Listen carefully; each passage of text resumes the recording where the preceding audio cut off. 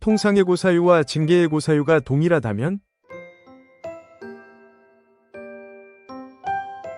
해고란 사용자가 근로자의 의사와 무관하게 일방적으로 고용관계를 종료시키는 것입니다. 근로기준법 제23조 제1항은 사용자의 권력남용으로부터 근로자를 보호하기 위하여 정당한 이유가 있는 해고만을 인정하는 바, 이때의 정당한 이유는 사회통념상 근로관계를 계속할 수 없을 정도의 이유를 의미합니다. 해고는 통상해고, 징계해고, 정리해고로 나눕니다.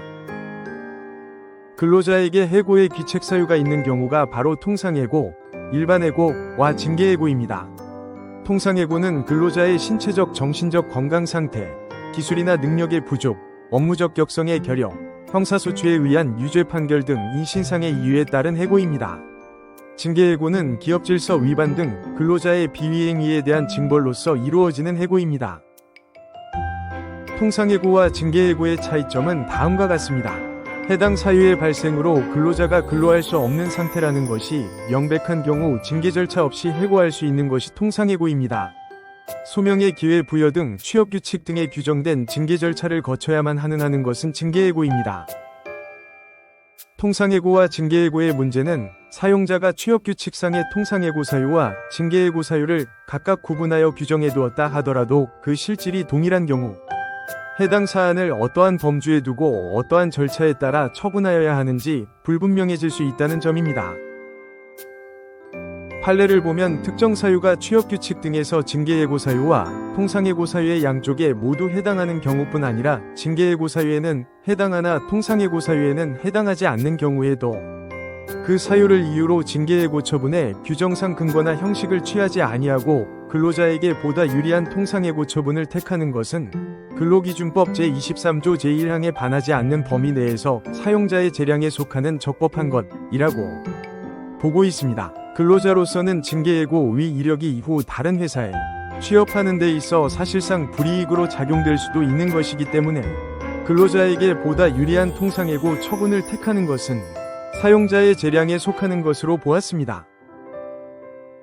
사용자는 해당 근로자에 대하여 업무 태만, 근무시간 내 사내 PC로 외설적인 사진 및 성인 만화 시청, 관련 불법 사이트 접속 등의 사유를 들어 취업규칙상 규정에 따라 통상해고하였습니다.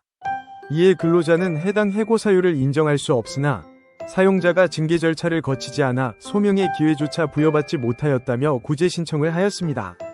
이에 노동위원회가 징계해고 사유에 해당함에도 징계 절차를 거치지 아니하여 절차상 하자가 있고 해고 사유도 인정하기 어려워 부당한 해고로 판정한 사건을 자세히 알아보겠습니다.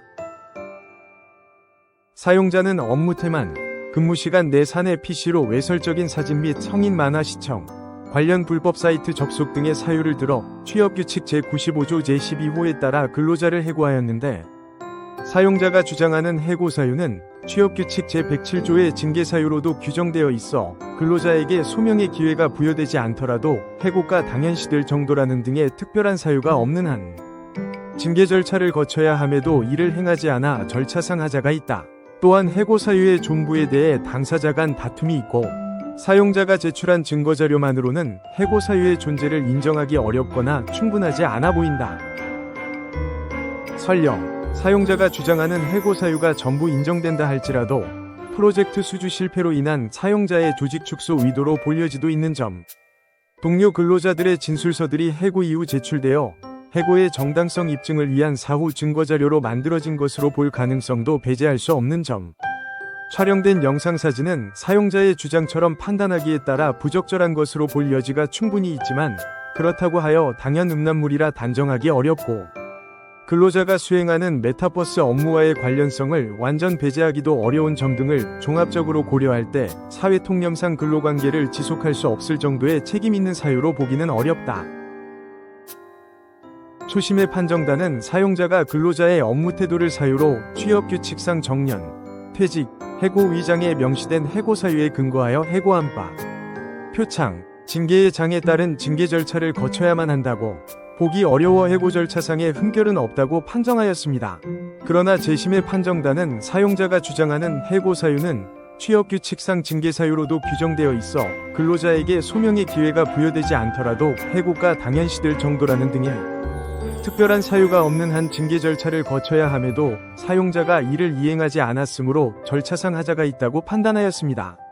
나아가 여러 재반 사정을 고려해 보았을 때 사회 통념상 근로관계를 지속할 수 없을 정도의 책임 있는 사유로 보기는 어렵다고 판정하였습니다. 노무법인 로엔이 함께하겠습니다. 근로자가 놓인 특정 상황이나 혹은 특정 행위가 통상해고 사유와 징계해고 사유에 동시에 해당하는 경우 당사자 간 소정의 징계 절차를 거치지 않아 분쟁이 발생하는 경우가 꽤 많은데요.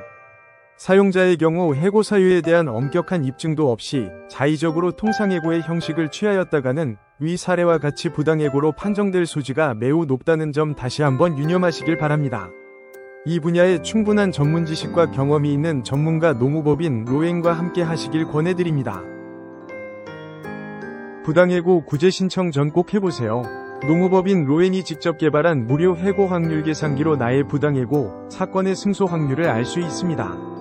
자세한 방법은 해고 확률 계산기 사이트 파시브러에서 확인하시기 바랍니다.